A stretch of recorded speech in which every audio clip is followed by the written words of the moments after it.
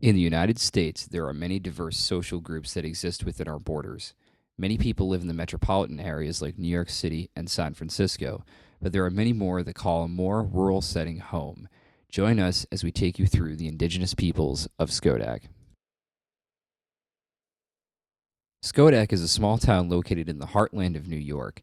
Many blue-collar professionals live in this small, sparsely populated area. Within this town, there is a native peoples that have inhabited the area for several generations. They are referred to as savages by local non-indigenous residents, but to those close to the tribe, they are a peaceful people who function much like a band of hunter-gatherers.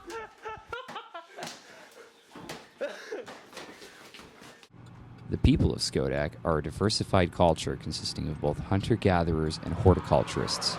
They feed themselves mostly on farm food, which gives them the nutrition needed for their savage-like antics. Needless to say, you need to eat plenty to get around out here.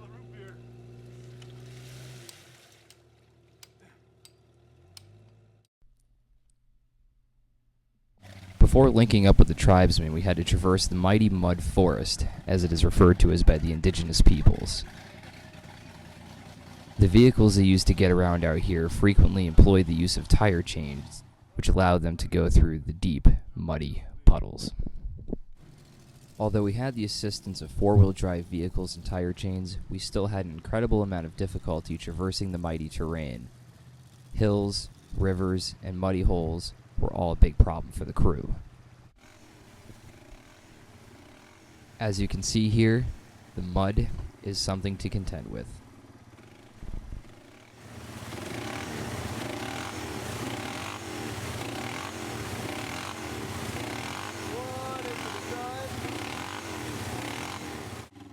It seemed that no matter where we went or what route we took, we would get stuck.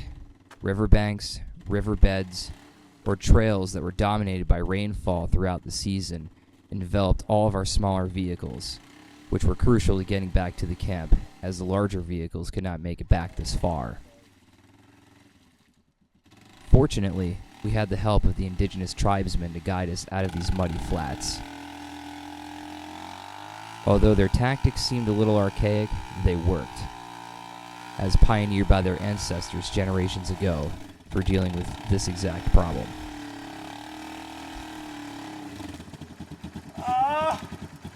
Hold me out, you fucking asshole!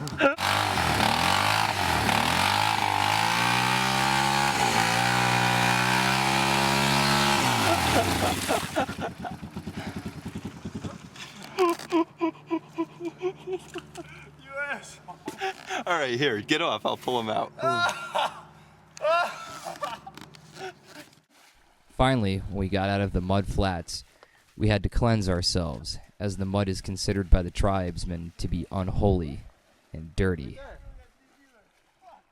As seen here, it is late April, and the stream is cold, That was knee deep. but it is a necessary step for making the pilgrimage. It's not even that cold, motherfuckers. You need a deeper fucking trick. You're cleaner than you were. Huh? No!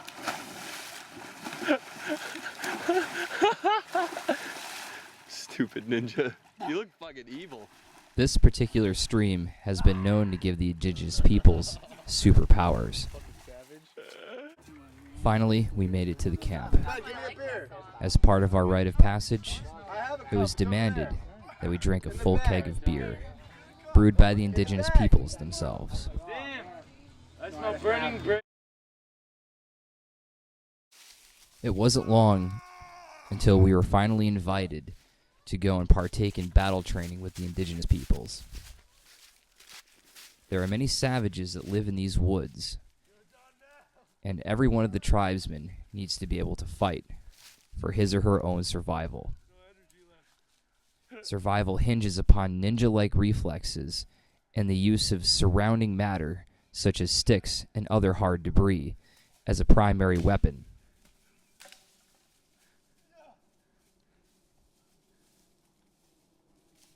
It is not known why these people are targeted by savages of the woods,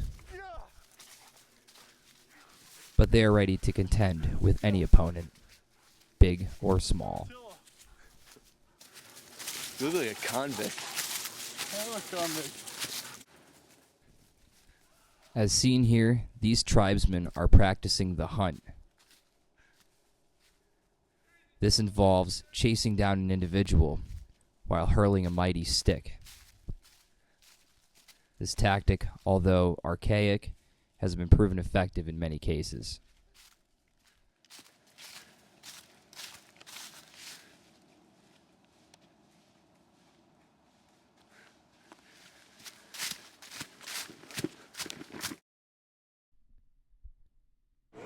Some of the hostile wildlife that you will find within the surrounding area would include turtles,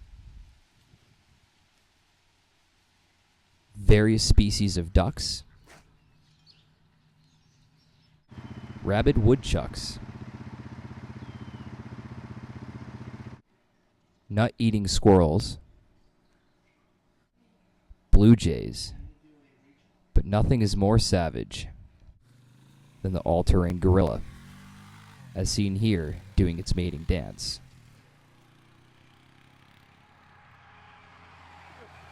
This creature is not to be contended with unless you are a battle-hardened tribesman, ready for a long drawn-out engagement.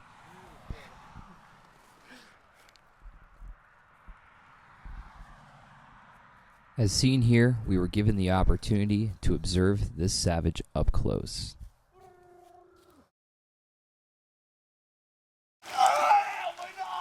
The indigenous peoples of Schodack have been known to have varying recreational practices. As seen here, this is a sequence where a local tribesman is carried by another up the side of a hill. Distance is crucial. Extreme canoeing is also a favorite pastime of the local peoples. Trying to stand up. One offshoot of this recreational practice is road canoeing. Although seen dangerous by non-indigenous locals, the tribesmen love it. They flock to the sides of the road to watch their fellow tribesmen be dragged in a canoe. Now we need to get a flat bottom boat. Take him that way. Go, right across. Go. Go, right across. He's gonna roll over. Right across. Jump. Jump.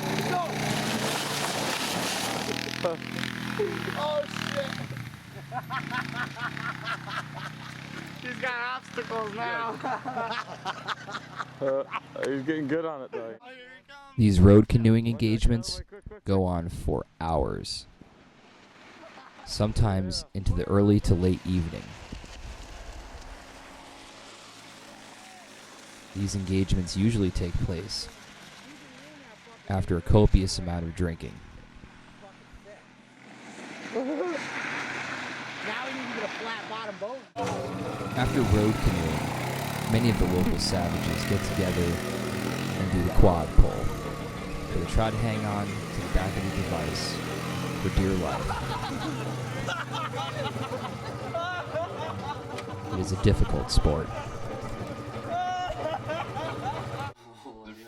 Spider fights are also known to be a favorite pastime of the local peoples. Holy shit. Oh, he's gonna latch on and suck the life out of him. No, what are what's going on? That's what.